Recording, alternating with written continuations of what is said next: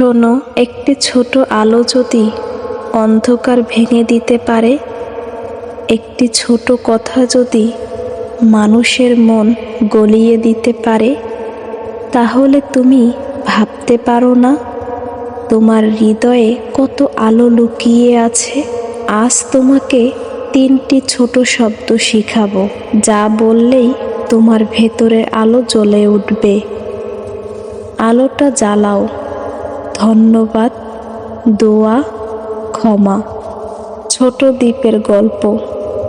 একটি ছোট দ্বীপ ছিল, নিজেকে খুব ছোট মনে করত। ভাবত, আমি কিছুই করতে পারি না। একদিন একটি বাচ্চা দ্বীপটাকে জ্বালিয়ে মুচকি হেসে বলল, তুমি না থাকলে ঘরটা অন্ধকার থাকতো। তুমি ছোট নও, তুমি আলো। আমরাও ঠিক সেই দ্বীপের মতো। আমরা মনে করি আমার কথা কেউ শুনবে, আমার দোয়া কেউ মানবে, আমার ছোট ভালো মানুষই কারো কাজে লাগবে। কিন্তু আল্লাহ বলেন, একটি ছোট ভালো কাজও তার কাছে নষ্ট যায় না। একটি ছোট দোয়া, ছোট হাসি, ছোট সাহায্য, সবই আলো হয়ে ছড়িয়ে পড়ে। ধন্যবাদ, দোয়া, ক্ষমা। 3টি শব্দের পরিচয়। এই 3টি শব্দ তোমার পুরো হৃদয় পাল্টে দিতে পারে। ধন্যবাদ, যা আছে তার জন্য ধন্যবাদ বলো। বাতাসের জন্য, মায়ের হাসির জন্য, বাবার কণ্ঠের জন্য, খাবারের জন্য, জীবনের জন্য। ধন্যবাদ বললেই মনে বরকত নামে। দোয়া। দোয়া হলো আল্লাহর সাথে নরম কথাবার্তা। চাও, বলো, কেঁদে বলো, হাসি দিয়ে বলো, আল্লাহ সব শোনেন। ক্ষমা। ক্ষমা হলো বড়দের গুণ। ক্ষমা দিলে আল্লাহ তোমাকে আরো উঁচু করে দেন। খেলনা হারানোর গল্প।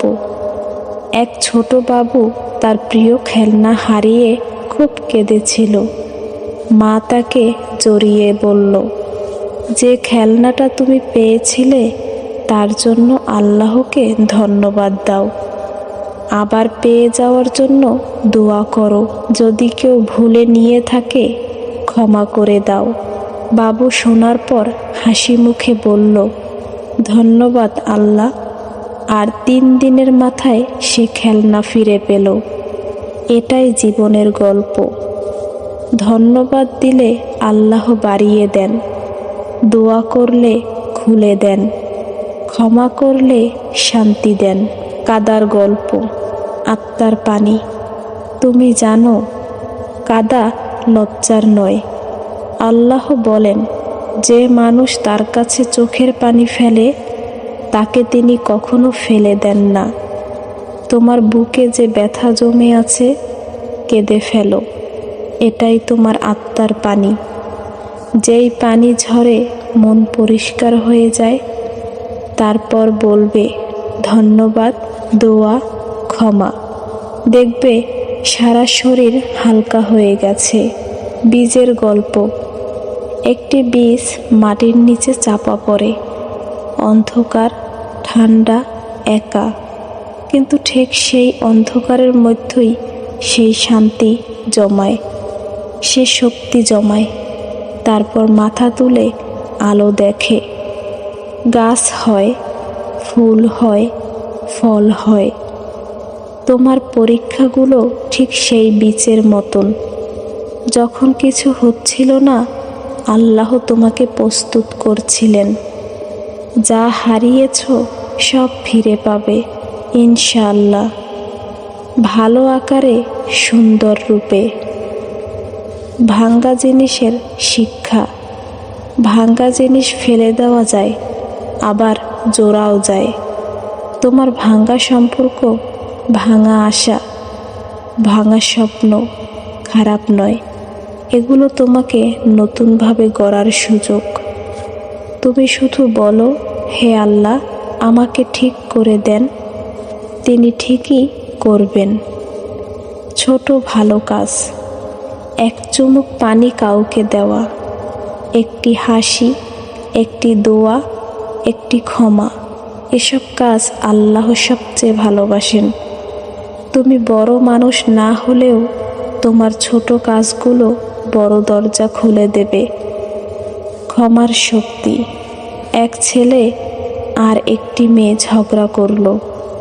দুই পরিবার মন খারাপ করে বসলো। একদিন ছেলে এসে বলল, আমি ভুল করেছি, আমাকে ক্ষমা করো। মেয়েটি বলল, আমি ক্ষমা করি। ক্ষমা করতেই দুই পরিবারের মুখে হাসি ফিরল।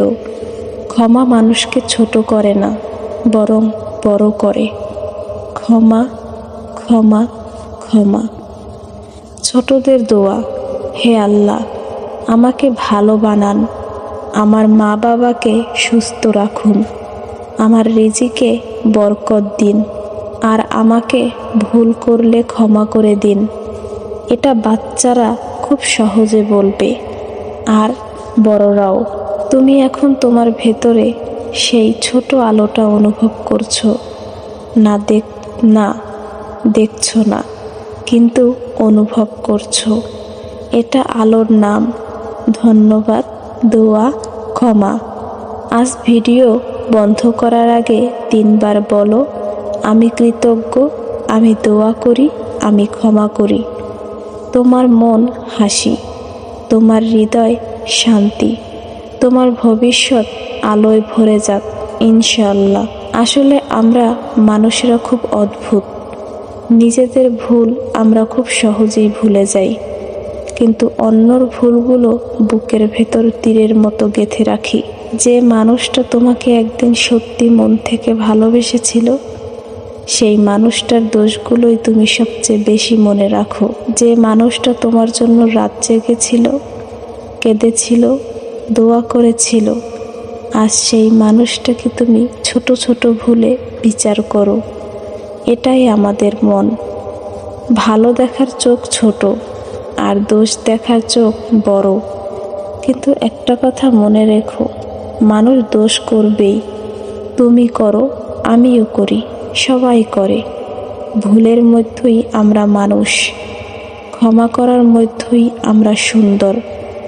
জীবনে যা কিছু হারিয়ে গেছে, যা কিছু তোমার হাতে ছিল না বলে চলে গেছে, সেগুলো নিয়ে কাঁদতে কাঁদতে সময় নষ্ট করো না। কারণ আল্লাহ কখনো তোমার কাছ থেকে কিছু কেড়ে নেন না তোমাকে শূন্য করার জন্য, বরং তোমাকে আরো বড় কিছু দেওয়ার জন্য। তুমি হয়তো বুঝতে পারছো না এখন, কিন্তু একদিন ফিরে তাকিয়ে দেখবে তোমার চোখের পানি, তোমার কষ্ট, তোমার ধৈর্য, এসবের বিনিময়ে আল্লাহ তোমাকে এমন কিছু দিয়েছেন যা তোমার ধারণার বাইরে। জীবনটা খুব ছোট, আর রাগ, অভিমান, দুঃখ এগুলো খুব ভারী। এগুলো বুকে নিয়ে চললে পথটা কঠিন হয়ে যায়। তাই যতটুকু পারো হালকা হয়ে যাও, ক্ষমা করে দাও, ভুলে যাও। যারা তোমাকে কষ্ট দিয়েছে তাদের কষ্ট দিও না, শুধু একটা দোয়া করে দিও, আল্লাহ তাদের জন্য সহজ করে দিও।